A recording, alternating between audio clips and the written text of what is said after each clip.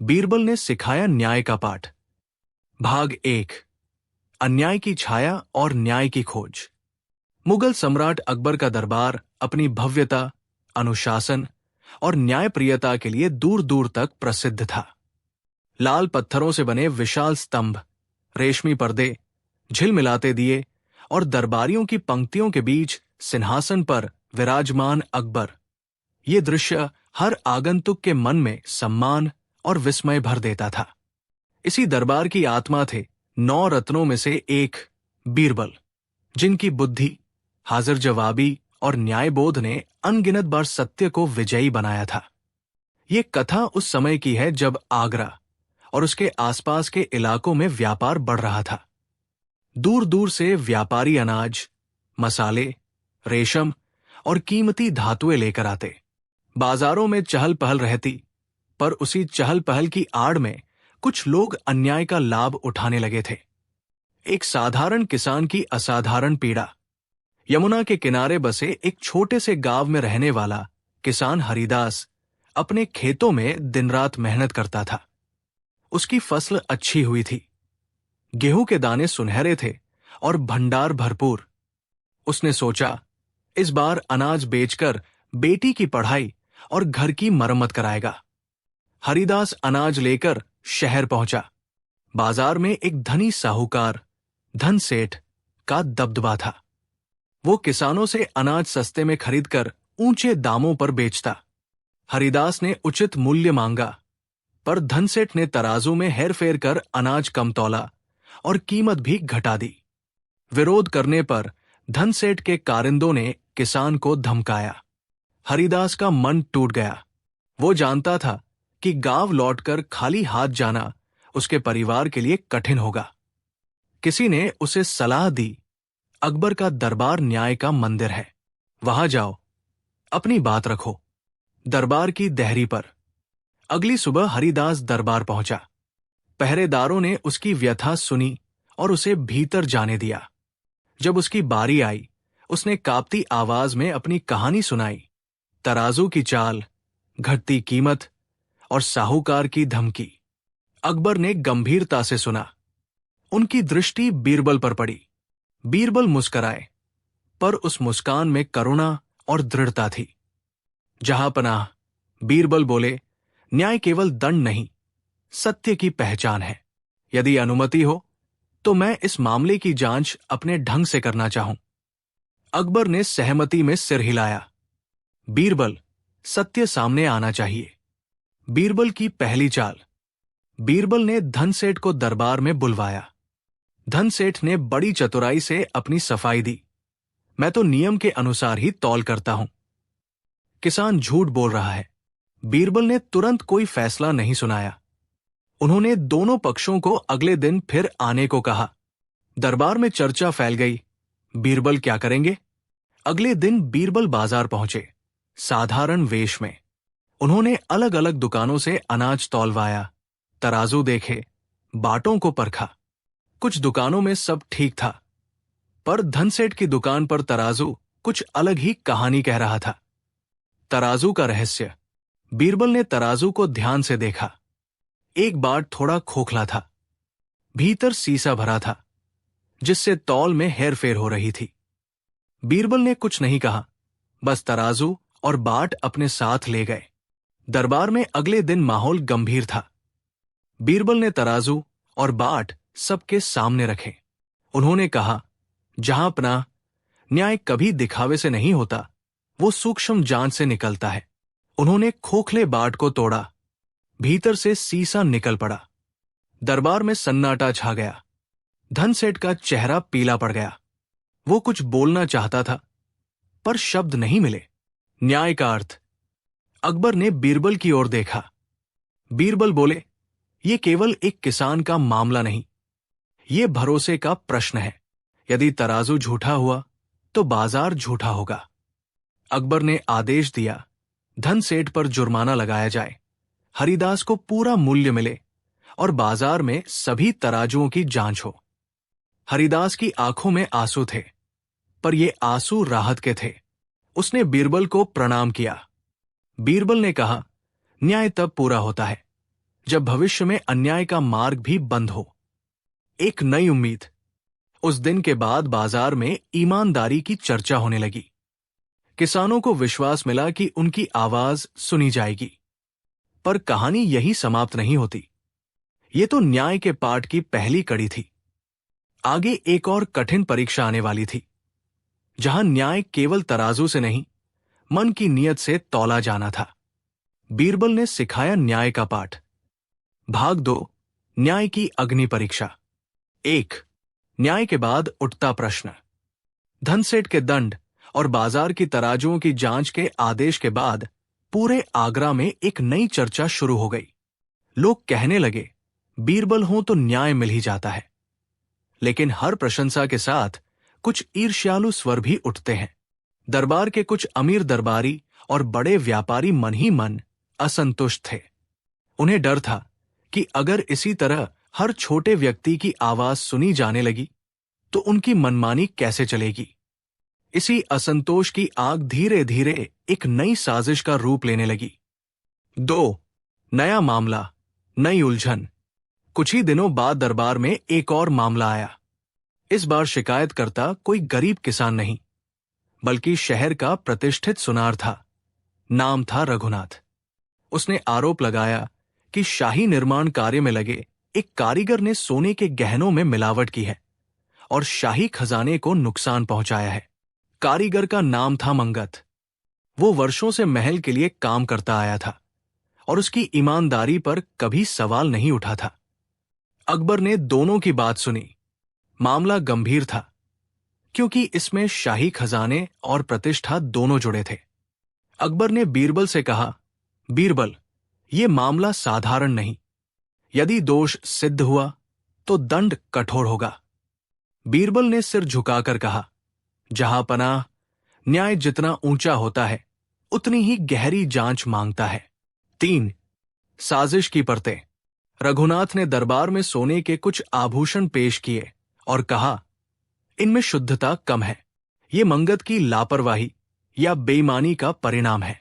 मंगत कांपते स्वर में बोला, जहां पनाह, मैंने जीवन में कभी धोखा नहीं दिया।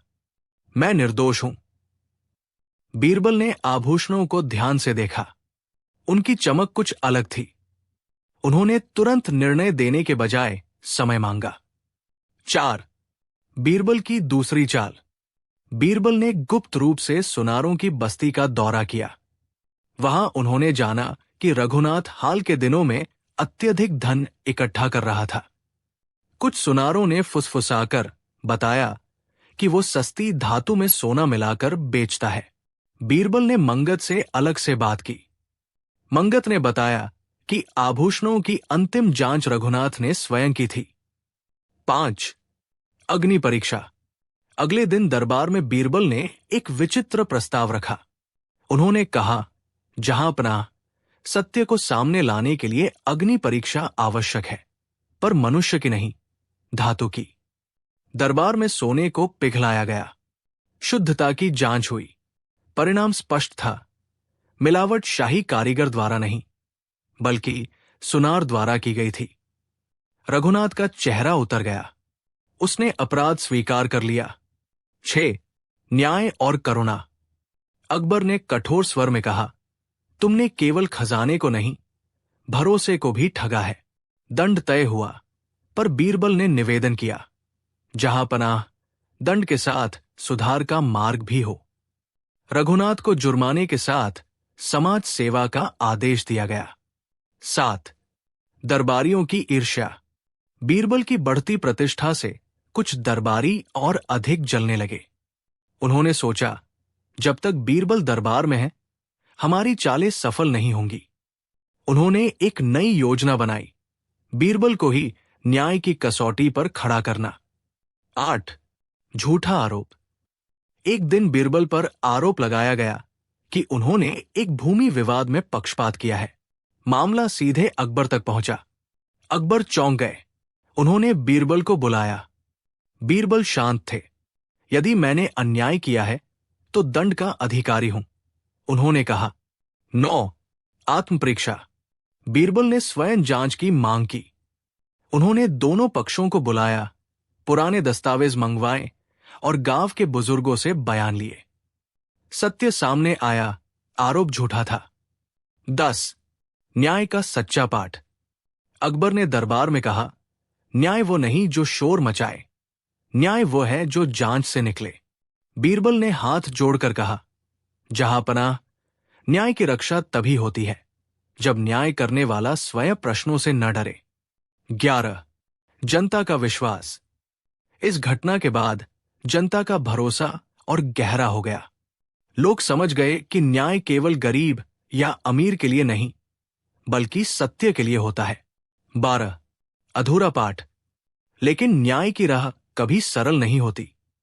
आने वाले समय में बीरबल को और भी कठिन निर्णय लेने थे, जहां न्याय और सत्ता आमने सामने खड़े होने वाले थे। बीरबल ने सिखाया न्याय का पाठ। भाग 3 सत्ता, सत्य और अंतिम निर्णय। 1 शांति से पहले का तूफान। भाग 2 की घटनाओं के बाद कुछ समय तक आगरा में शांति रही। बाजारों में ईमानदारी की चर्चा थी, कारीगरों में आत्मविश्वास लौटा था और किसानों को यह भरोसा हो चला था कि उनकी मेहनत का मूल्य सुरक्षित है। लेकिन सत्ता के गलियारों में एक अलग ही हलचल थी। कुछ प्रभावशाली सरदार और बड़े जमींदार, जिन्हें बीरबल की निष्पक्षता से नुकसान हुआ था, मन ही मन एकजुट हो रहे थे। उनका मानना था कि यदि न्याय हर बार सत्य के साथ खड़ा हो गया तो उनकी विशेष सुविधाएं समाप्त हो जाएंगी। इसलिए उन्होंने एक ऐसा विवाद खड़ा करने की ठानी जिसमें न्याय और सत्ता आमने सामने आ जाए और बीरबल को असमंजस में डाल दिया जाए। 2 राजस्व का विवाद। दरबार में एक दिन एक बड़ा मामला पेश हुआ। दक्षिणी परगने के जमींदार फजल खान ने शिकायत की कि उसके क्षेत्र के किसान राजस्व नहीं दे रहे, जबकि किसान प्रतिनिधि ने आरोप लगाया कि जमींदार ने अकाल के बावजूद पूरा लगान वसूल लिया है। यह मामला साधारण नहीं था। फजल खान अकबर का पुराना सहयोगी था, युद्धों में योगदान दे चुका था। अकबर स्वयं दुविधा में थे। उन्होंने बीरबल की ओर देखा। इस निर्णय से राज्य की व्यवस्था और जनता दोनों प्रभावित होंगे। बीरबल ने शांत स्वर में कहा, जहांपनाह, न्याय को व्यक्ति नहीं, परिस्थिति देखनी चाहिए। 3 बीरबल की व्यापक जांच। बीरबल ने परगने की यात्रा का निर्णय लिया। उन्होंने खेतों का निरीक्षण किया, अनाज के भंडार देखे और वर्षा के अभिलेख मंगवाए। उन्होंने पाया कि पिछले 2 वर्षों में वर्षा असमान रही थी और कई खेत सूखे थे। गांव की चौपाल पर बुजुर्गों ने गवाही दी, हमने आधी फसल भी नहीं काटी, फिर भी पूरा लगान लिया गया। बीरबल ने फजल खान के कारिंदों से भी पूछताछ की। कुछ ने दबाव में सच्चाई स्वीकार की। 4 सत्ता की परीक्षा। दरबार में वापसी पर बीरबल ने तथ्य रखे। फजल खान ने क्रोध में कहा, मेरी निष्ठा पर संदेह। बीरबल ने उत्तर दिया, निष्ठा और न्याय अलग है। न्याय तथ्य से चलता है। अकबर गहरे विचार में पड़ गए। यदि फजल खान दोषी ठहराया गया तो अन्य सरदारों में असंतोष फैल सकता था। 5 मध्य मार्ग का प्रस्ताव। बीरबल ने एक संतुलित समाधान सुझाया, अकाल प्रभावित किसानों का लगान माफ, भविष्य के लिए लचीली कर व्यवस्था और जमींदारों की नियमित जांच। फजल खान को आदेश दिया गया कि वह किसानों से वसूली गई अतिरिक्त राशि लौटाएं और सार्वजनिक रूप से क्षमा मांगे। 6 विरोध और षड्यंत्र। कुछ सरदारों ने इसे अपनी हार माना। उन्होंने गुप्त रूप से अफवाह फैलाई कि बीरबल किसानों को भड़का रहे हैं। आगरा में हल्की अशांति की चिंगारी दिखी। बीरबल ने जनता के बीच जाकर संवाद किया। उन्होंने कहा, न्याय संघर्ष नहीं, संतुलन सिखाता है। 7 अकबर का विश्वास। अकबर ने सार्वजनिक सभा बुलाई। उन्होंने स्पष्ट कहा, राज्य की शक्ति जनता के भरोसे से आती है। यह वक्तव्य निर्णायक था। सरदारों की योजना विफल हो गई। 8 अंतिम चुनौती। एक अंतिम शिकायत आई। एक सैनिक अधिकारी पर आरोप कि उसने युद्ध भत्ते में कटौती की। जांच में पता चला कि नियम अस्पष्ट थे। बीरबल ने नियमों को स्पष्ट करने का मसौदा तैयार कराया, जिससे भविष्य में भ्रम न रहे। 9. न्याय का स्थायी पाठ। दरबार में बीरबल ने कहा, न्याय केवल निर्णय नहीं, व्यवस्था है। अकबर ने आदेश दिया कि इन नियमों को पूरे राज्य में लागू किया जाए। 10. उपसंहार। समय बीतता गया, पर इन निर्णयों की गूंज बनी रही। लोग कहने लगे, जहां न्याय नीति बन जाए वहां विद्रोह नहीं पनपता। बीरबल ने एक बार अकबर से कहा, जहांपनाह, मेरा उद्देश्य केवल यह है कि जब मैं न रहूं तब भी न्याय चलता रहे। अकबर मुस्कराए, यही सच्ची सेवा है। 11. निष्कर्ष। इस प्रकार बीरबल ने सिखाया कि न्याय साहस, करुणा और संतुलन का संगम है। न वो केवल दंड है, न केवल दया, वो सत्य की रक्षा है। बीरबल ने सिखाया न्याय का पाठ। भाग 4. न्याय बनाम भय, जब सत्य अकेला पड़ गया। 1. नई सुबह, नया संकट। आगरा की सुबह हमेशा की तरह यमुना के किनारे सुनहरी रोशनी लेकर आई थी, पर इस बार हवा में एक अनजानी बेचैनी घुली थी। भाग 3 के निर्णयों के बाद राज्य में व्यवस्था तो मजबूत हुई थी, लेकिन जिन शक्तियों को अनुशासन और जांच से असुविधा हुई थी, वे शांत नहीं बैठी थी। बीरबल ये भली भांति जानते थे कि न्याय जितना उजला होता है, उतनी ही गहरी उसकी छाया भी होती है। दरबार में अकबर ने बीरबल से कहा, मुझे लगता है कुछ लोग अब न्याय से नहीं, भय से शासन करना चाहते हैं। बीरबल ने उत्तर दिया, जहांपनाह, भय से व्यवस्था चल सकती है, पर टिकती नहीं। न्याय ही उसे स्थायी बनाता है। 2. सीमा प्रांत से आई खबर। उत्तरी सीमा के एक प्रांत से समाचार आया कि वहां के सूबेदार ने सुरक्षा कर के नाम पर जनता से अतिरिक्त वसूली शुरू कर दी है। विरोध करने वालों को कारावास में डाला जा रहा है।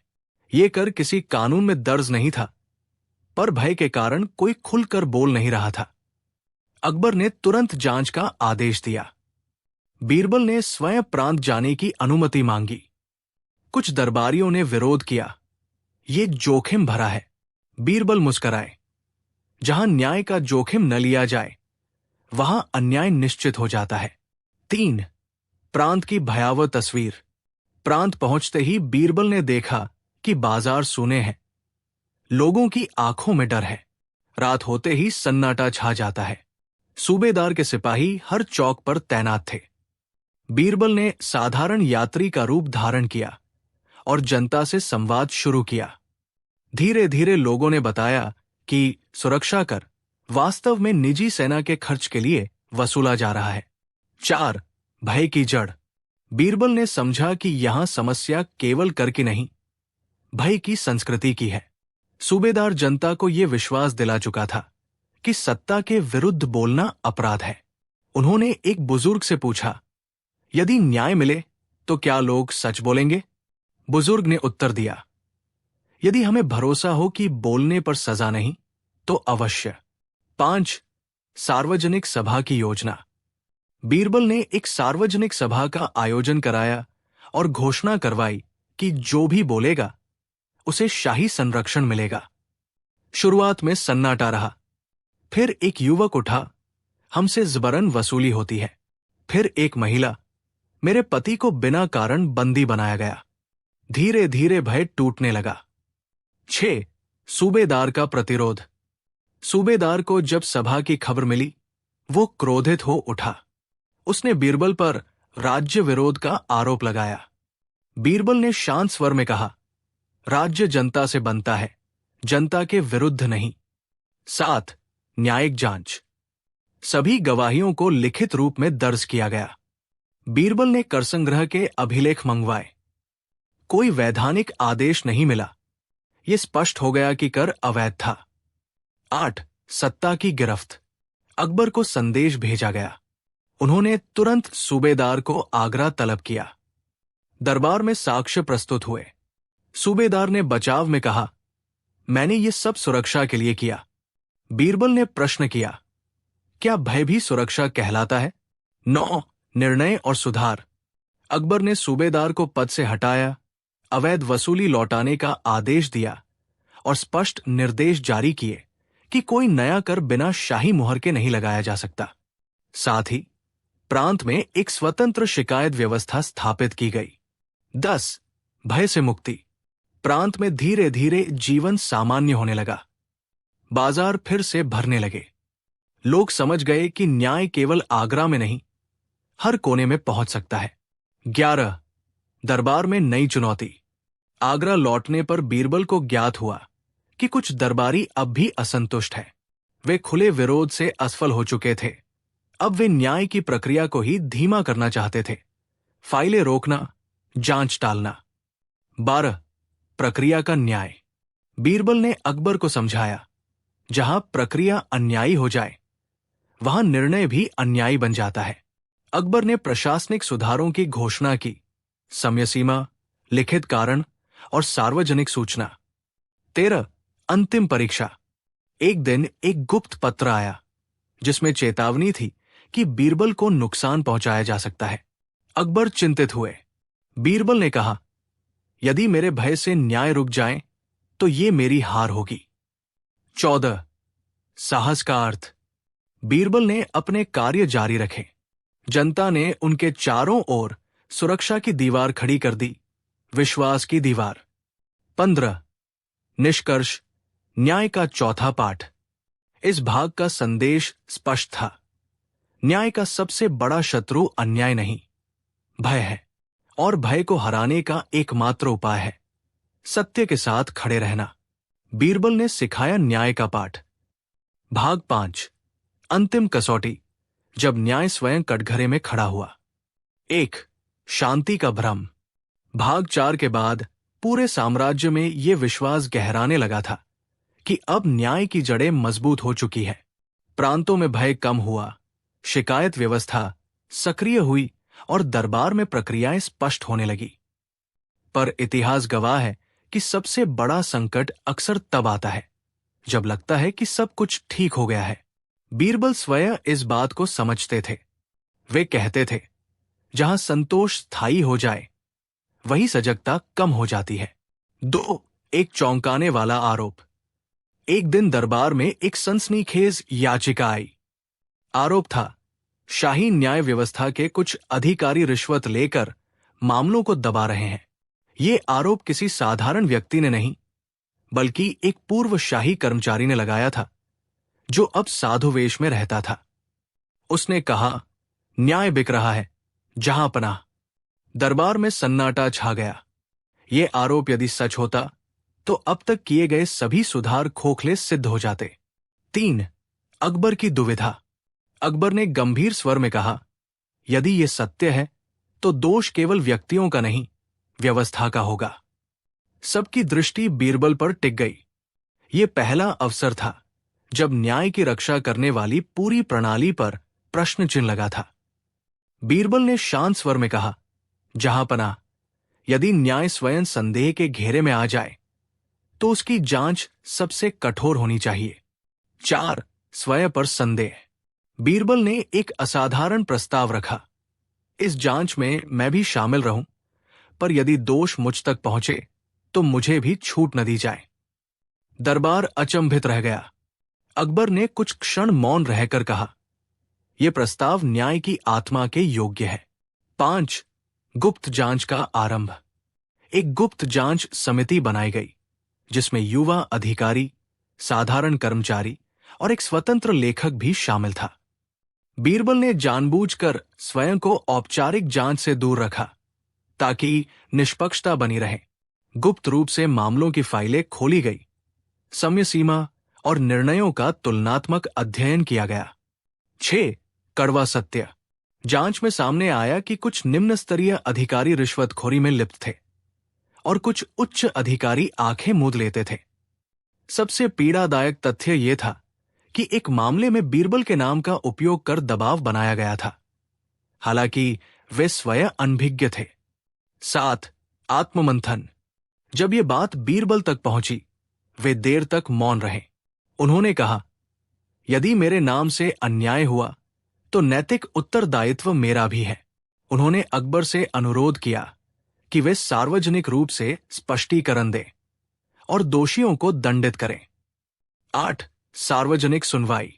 अकबर ने पूरे दरबार और जनता के सामने सुनवाई का आदेश दिया। ये अभूतपूर्व था। न्याय प्रणाली स्वयं कटघरे में थी। एक एक अधिकारी को बुलाया गया, सबूत रखे गए, दोषियों ने अपराध स्वीकार किया। 9 कठोर लेकिन न्यायपूर्ण दंड। दोषी अधिकारियों को पदच्युत किया गया, उनकी संपत्ति जब्त की गई और कुछ को कारावास मिला। लेकिन यही बीरबल ने एक और बात रखी, केवल दंड पर्याप्त नहीं, व्यवस्था को ऐसा बनाना होगा कि अवसर ही न मिले। 10 अंतिम सुधार। नए नियम बनाए गए, हर निर्णय का लिखित कारण, स्वतंत्र निरीक्षण, गुप्त शिकायत प्रणाली और सबसे महत्वपूर्ण, न्यायाधीशों का नियमित स्थानांतरण। 11 बीरबल पर अंतिम प्रश्न। एक वृद्ध ने सभा में पूछा, यदि भविष्य में स्वयं बीरबल गलत हो तो? बीरबल मुस्कराए, तब वही नियम मुझ पर लागू हो जो सब पर है। 12 अकबर का ऐतिहासिक वक्तव्य। अकबर ने कहा, आज से राज्य में कोई भी व्यक्ति न्याय से ऊपर नहीं, न मैं न बीरबल। ये वाक्य इतिहास में अंकित हो गया। 13 जनता की प्रतिक्रिया। लोगों ने पहली बार देखा कि सत्ता स्वयं को सीमित कर रही है। विश्वास केवल लौटा नहीं और गहरा हो गया। 14 बीरबल की विदाई सी बात। एक शाम बीरबल ने अकबर से कहा, जहां पनाह, जब न्याय व्यक्ति पर निर्भर न रहे तब समझिए मेरा कार्य पूरा हुआ। 15 अंतिम पाठ। इस पूरी कथा का अंतिम संदेश स्पष्ट था। न्याय कोई व्यक्ति नहीं, एक जीवित सिद्धांत है। वो तभी जीवित रहता है जब उसे प्रश्नों से डर न हो। यही वो पाठ था जो बीरबल ने अपने जीवन और बुद्धि से सिखाया। बीरबल ने सिखाया न्याय का पाठ। भाग 6 न्याय की विरासत, जब सिद्धांत पीढ़ियों तक बोलता है। 1 अंत के बाद की शुरुआत।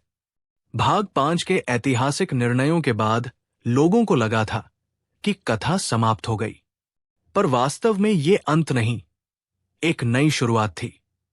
न्याय जब व्यक्ति से ऊपर उठकर सिद्धांत बन जाए, तब उसकी परीक्षा समय करता है।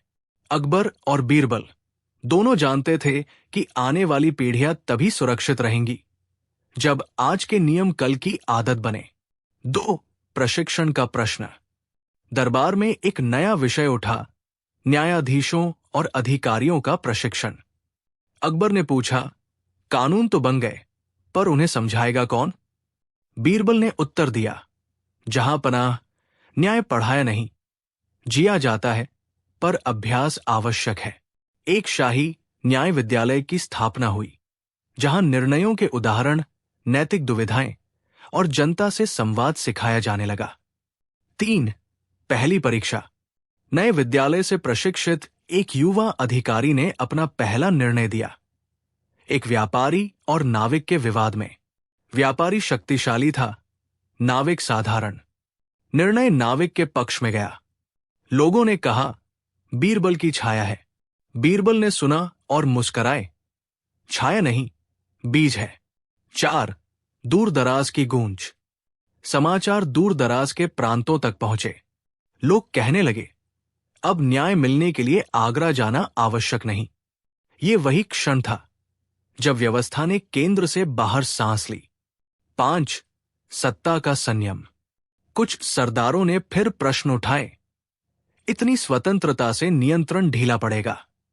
अकबर ने स्पष्ट कहा, नियंत्रण भय से नहीं, भरोसे से आता है। 6 बीरबल की अंतिम सक्रिय भूमिका। समय के साथ बीरबल ने दैनिक मामलों से दूरी बनानी शुरू की। उन्होंने कहा, जब तक मेरी उपस्थिति आवश्यक है, समझिए प्रणाली अधूरी है। उन्होंने युवा अधिकारियों को आगे बढ़ाया, स्वयं मार्गदर्शक बने। 7 एक कठिन नैतिक मामला। एक बार एक अधिकारी ने नियम के अनुसार कठोर दंड सुना दिया, पर उससे एक परिवार उजड़ रहा था। अधिकारी दुविधा में था। बीरबल ने कहा, नियम दिशा देते हैं, निर्णय विवेक से होता है। दंड को सुधारात्मक बनाया गया, काम और शिक्षा के साथ। 8 जनता का संवाद। हर महीने खुली सभाएं होने लगी। जनता प्रश्न पूछती, अधिकारी उत्तर देते। ये पारदर्शिता नई थी। एक किसान बोला, पहली बार सुना जा रहा है। 9 अकबर का आत्ममंथन। एक रात अकबर ने बीरबल से कहा, राजा का सबसे बड़ा काम क्या है? बीरबल ने उत्तर दिया, ऐसी व्यवस्था बनाना जिसमें राजा की आवश्यकता कम होती जाए। 10 समय का पहिया। वर्ष बीते, कुछ चेहरे बदले पर नियम टिके रहे। कहीं कहीं चूक हुई पर सुधार की गुंजाइश बनी रही। 11 बीरबल की सीख का लेखा। बीरबल ने अपने अनुभव लिखवाए। कहानी नहीं, सिद्धांत। वे कहते थे, कथा प्रेरित करती है, सिद्धांत दिशा देता है। 12 अंतिम सार्वजनिक संदेश। एक सभा में बीरबल ने कहा, यदि कभी न्याय कठिन लगे तो याद रखना, कठिन वही होता है जो सही होता है। 13 विरासत का अर्थ। न्याय की विरासत भवन नहीं, आदत होती है। जब लोग प्रश्न पूछने लगे और सत्ता उत्तर देने लगे, वही विरासत जीवित होती है। 14 पीढ़ियों की कसौटी। आने वाली पीढ़ियां इन नियमों पर खरी उतरें, यही सच्ची सफलता है। 15 उपसंहार। इस प्रकार बीरबल ने सिखाया कि न्याय का पाठ कभी समाप्त नहीं होता। वो हर दिन, हर निर्णय में दोहराया जाता है। समाप्त।